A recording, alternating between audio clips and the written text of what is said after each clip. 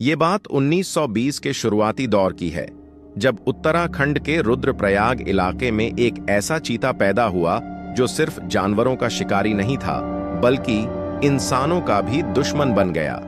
रुद्रप्रयाग एक छोटा सा शहर है, जहां से गंगा और अलकनंदा नदियां गुजरती हैं और चारों ओर घने जंगल और पहाड़ इसकी सीमा बनाते हैं। यहाँ के लोग साधारण जिंदगी जीते थे, खेती करते, पशु पालते और अपने परिवार के साथ छोटी सी खुशी में खुश रहते। पर यह खुशी ज्यादा दिन तक नहीं चली। एक दिन सुबह एक किसान श्यामलाल अपने खेत से घर लौट रहा था, जब उसने देखा कि उसका एक बकरा गायब था। उसने सोचा शायद कोई जानवर ले गया हो, पर जब उसने जंगल के किनारे जाकर देखा तो वहां खून के छींटे और बकरे का जिस्म पड़ा था। जमीन पर बड़े बड़े पंजे के निशान थे जो किसी चीते के लगते थे। श्यामलाल ने गांव में ये बात बताई, पर किसी ने ज्यादा ध्यान नहीं दिया। जंगल में ऐसा होता रहता था। लेकिन अगले हफ्ते एक और घटना हुई। गांव की एक औरत कमला, जो अपने बेटे के साथ पानी लेने नदी किनारे गई थी, रात को घर नहीं लौटी। सुबह जब गांव वाले उन्हें ढूंढने गए तो नदी के पास एक भयानक मंजर था। कमला का जिस्म टुकड़ों में था, उसके गले पर गहरे दांतों के निशान थे और उसका बेटा गायब था। वहां वही बड़े पंजे के निशान दिखे।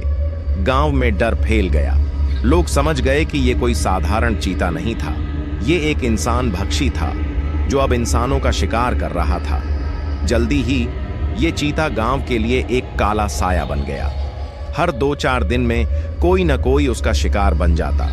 कभी कोई बच्चा अपने घर के बाहर से गायब हो जाता, कभी कोई बूढ़ा अपने खेत में मरा हुआ मिलता था। चीता की रफ्तार इतनी तेज थी कि वो पल भर में शिकार करके जंगल में गायब हो जाता है। लोगों ने उसकी आवाज सुनी, एक गहरी, दिल धड़का देने वाली आवाज जो रात के सन्नाटे में गूंजती थी। उसके पंजे के निशान इतने बड़े कि लोग कहते थे ये कोई साधारण जानवर नहीं, शायद कोई राक्षस है जो चीते का रूप लेकर आया है। एक रात गांव के मुखिया ठाकुर बलदेव सिंह ने फैसला किया कि इस चीते को रोकना होगा। उसने अपने साथ 4 शिकारियों को लिया।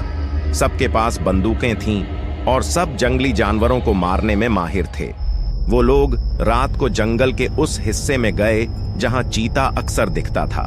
चांद की रोशनी में जंगल एक अलग ही दुनिया लगता था। पेड़ों की छाया जमीन पर नाचती थी और हवा में एक सरसराहट सी थी। उन्हें एक छोटी सी पहाड़ी पर ढेर डाला और इंतजार करने लगे। रात के करीब 2 बजे उनको वो आवाज सुनी दी, एक लंबी भयावह चीख। ठाकुर ने अपनी बंदूक उठाई और सबको चुप रहने को कहा।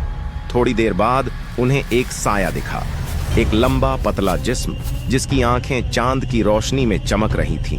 वो चीता था। उसने उनकी तरफ देखा और उसकी आंखों में एक अजीब सी चमक थी, जैसे वो उन्हें पहचान रहा हो। शिकारियों ने गोली चलाई, पर चीता एक पल में गायब हो गया, जैसे हवा में मिल गया हो। सुबह जब वो लोग वापस लौटे तो उनके चेहरे सफेद थे और ठाकुर ने कहा, ये कोई जानवर नहीं, कुछ और है। इस घटना के बाद चीते के हमले और बढ़ गए। गांव में लोग रात को घर से बाहर नहीं निकलते थे, दरवाजे बंद रखते थे और बच्चों को छुपा कर रखते थे। पर यह डर की शुरुआत थी।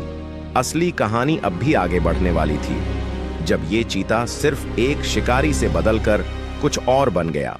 इस कहानी का नेक्स्ट पार्ट देखने के लिए चैनल को सब्सक्राइब करें। अगर आपको ये कहानी पसंद आई हो तो वीडियो को लाइक करें, अपने दोस्तों के साथ शेयर करें